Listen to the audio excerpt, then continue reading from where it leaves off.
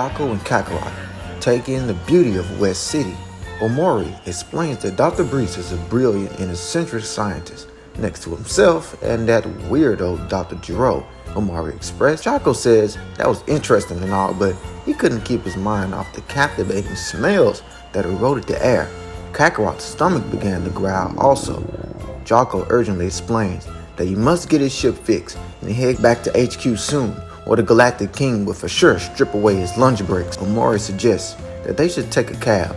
It would be much faster. 1 hour later. So after waiting for the taxi for about an hour, Kakarot began to tug on the patrolman's belt to gain his attention. But Jaco only assured the Kakarot he would get his boots to work somehow. Hence, Kakarot wandered off until Omori spotted him and pursued the young Saiyan in the hopes of him not getting into any mischief, which will ultimately alert the authorities. But nearby, a young girl was on the run from a local gang after trespassing through their territory. The girl spots Kakarot as she runs up to him, screaming for help, as she assumes he was a police officer from the look of his Saiyan armor. But as Kakarot saw the mysterious girl moving closer, he tensed up a little, expecting an attack, but it was the opposite. She began to pull on Kakarot, begging for help from a brave young until... Wait, she says, you're just a kid. From a distance, you look so much older, the girl exclaimed, but Kakarot looked at her in confusion. The little Saiyan still couldn't understand English as well, but read body language like a T and assumed she was unnerved. The trio starts to harass the two, but Kakarot gives them a stern look as to say, I wouldn't F with me if I was you. Noting in the alternative timeline, Kakarot didn't end up with Gohan, so the typical memory bump on the noggin didn't happen, to result in this Kakarot having all the rage battle instincts of a Saiyan warrior. And before he could make a move, Jaco and Omori had arrived to assist, so the bandits decided to retreat meekly, of course.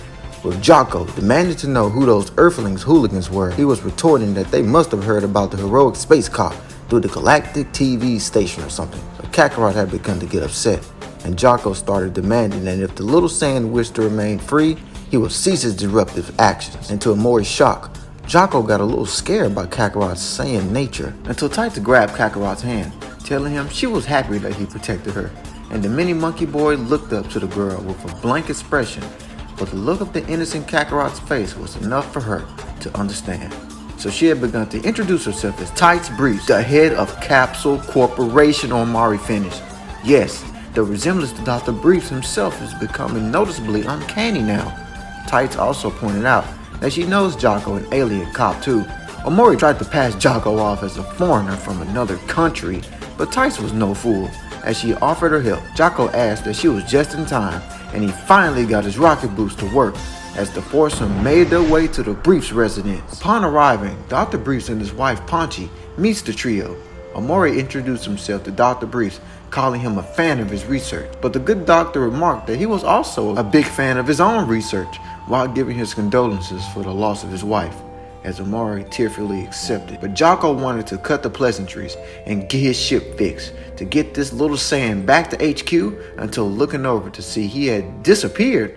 In the fear of the damage he may cause, Jaco panics as Tice added that he was outside for little sister Bulma. There was no harm, so Jaco wiped the sweat off his brow, but then he noticed it was dark out, which meant it was night.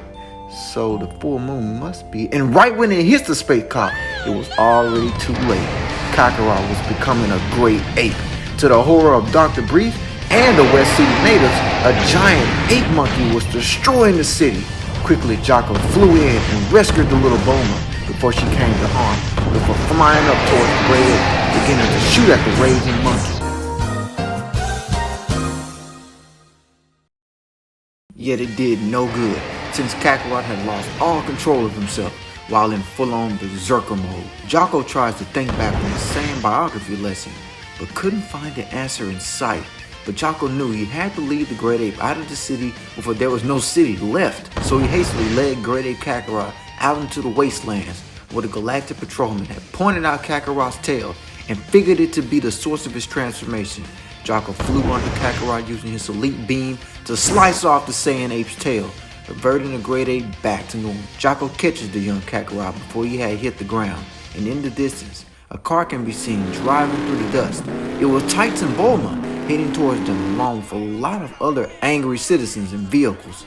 Jaco gulped until Tights hastily pulled up, tossing Jaco the capsule containing his ship. Tights mentioned there was a gift for him and Kakarot inside, she said. Jaco alertly stood upright, asking who was Kakarot, with Little Bulma saying Kakarot had told her his name while they were playing.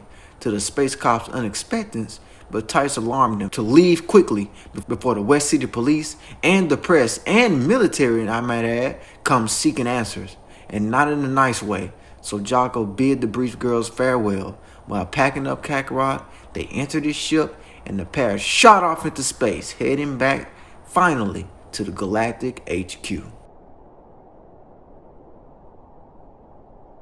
Deep in space at the Galactic Patrol Prison, Agent Miris ports at the prison landing bay, where Jaya checks him in, and the agent brings Turles through to be checked into the Galactic Prison's database. As the files process, Miris calmly informs him of Jaco heading back to HQ with a bit of a saying guest. Turles perks up as he says, "So, you managed to capture another of my kind. To think that through all the work we put in through Frieza's army, and this is how we're treated?" Miris tells Turles he's a wanted galaxy pirate who's done tremendous amounts of harm throughout the universe, and when we capture your crew, you all will never see another daylight again. Miris also mentions that his ruler, Frieza, will also be brought down as well. Turles had begun to laugh as Jaya took him in to his cell pod. Thanks for watching, guys. For more content like this, remember to like, comment, and most importantly, subscribe. I know my videos are shorter than the average YouTuber, but until I get to where I want to be, this will be the normal format and link for the videos for right now. But it really just depends, honestly. Anyways, stay safe, and I'll see y'all in the next What If. Peace.